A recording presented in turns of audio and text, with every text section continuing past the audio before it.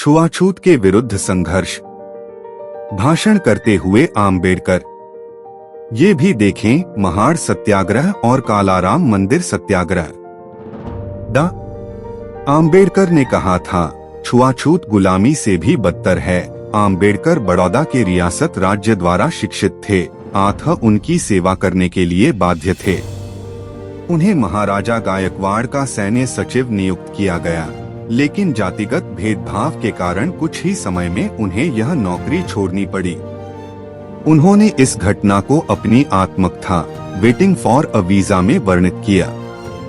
इसके बाद उन्होंने अपने बढ़ते परिवार के लिए जीविका साधन खोजने के पुनः प्रयास किए, जिसके लिए उन्होंने लेखाकार के रूप में व एक निजी शिक्षक के रूप में भी काम किया और एक निवेश परामर्श व्यवसाय की स्थापना की। किंतु ये सभी प्रयास तब विफल हो गए जब उनके ग्राहकों ने जाना कि ये अछूत हैं। 1918 में ये मुंबई में Sydenham college of commerce and economics में राजनीतिक अर्थशास्त्र के प्रोफेसर बने। हालांकि वे छात्रों के साथ सफल रहे, फिर भी अन्य प्रोफेसरों ने उनके साथ पानी पीने के बर्तन साझा करने पर विरोध किया। इसके अलावा डॉक्टर भीमराव आम्बेडकर केवल जाति सुधारक ही नहीं बल्कि समाज सुधारक भी थे। भारत सरकार अधिनियम 1919 तैयार कर रही साउथबरो समिति के समक्ष भारत के एक प्रमुख विद्वान के तौर पर आम्बेडकर को साक्ष्य देने के लिए आमंत्रित किया गया। इस सुनवाई के दौरान आम्बेडकर ने दलितों और अन्य धार्मिक समुदायों के लिए पृथक निर्वाचिका और आरक्षण देने की वकालत की। 1920 में बंबई से उन्होंने साप्ताहिक मूकनायक के प्रकाशन की शुरुआत की। यह प्रकाशन शीघ्र ही पाठकों में लोकप्रिय हो गया। तब आम्बेडकर ने इसका प्रयोग रूढ़िवादी हिंदू राजनेताओं व जातीय भेदभाव से लड़ने के प्रति भारतीय राजनैतिक समुदाय की अनिच्छा की आलोचना करने के लिए किया।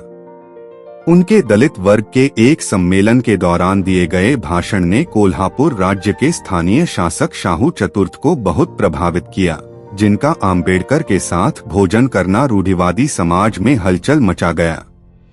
34 बॉम्बे उच्च न्यायालय में विधि का अभ्यास करते हुए उन्होंने अछूतों की शिक्षा को बढ़ावा देने और उन्हें ऊपर उठाने के प्रयास किए।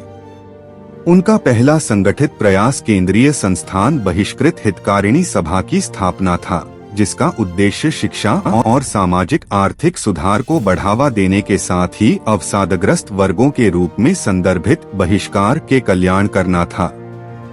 दलित अधिकारों की रक्षा के लिए उन्होंने मूकनायक, बहिष्कृत भारत, समता, प्रबुद्ध भारत और जनता जैसी 5 पत्रिकाएं निकाली। सन 1925 में उन्हें बंबई प्रेसिडेंसी समिति में सभी यूरोपीय सदस्यों वाले साइमन कमीशन में काम करने के लिए नियुक्त किया गया।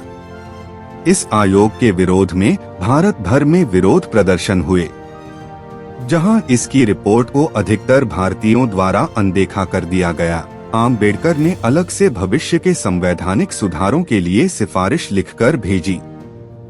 जयस्तंभ कोरेगांव भीमा में डॉ. बाबा साहब आम्बेडकर एवं उनके अनुयायी 1 जनवरी 1927। द्वितीय आंग्ल मराठा युद्ध के अंतर्गत 1 जनवरी 1818 को हुई कोरेगांव की लड़ाई के दौरान मारे गए भारतीय महार सैनिकों के सम्मान में आम्बेडकर ने 1 जनवरी 1927 को कोरेगांव विजय स्मारक जयस्तंभ में एक समारोह आयोजित किया। यहाँ महार समुदाय से संबंधित सैनिकों के नाम संगमरमर के एक शिलालेख पर खुदवाए गए तथा कोरेगांव को दलित स्वाभिमान का प्रतीक बनाया।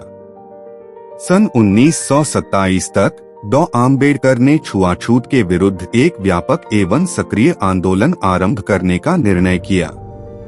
उन्होंने सार्वजनिक आंदोलनों, सत्याग्रहों और जुलूसों के द्वारा पेयजल के सार्वजनिक संसाधन समाज के सभी वर्गों के लिए खुलवाने के साथ ही उन्होंने अछूतों को भी हिंदू मंदिरों में प्रवेश करने का अधिकार दिलाने के लिए संघर्ष किया। उन्होंने महाड़ शहर में अछूत समुदाय को भी नगर की चवदार जलाशय से पानी लेने का अधिकार दिलाने के लिए सत्याग्रह चलाया।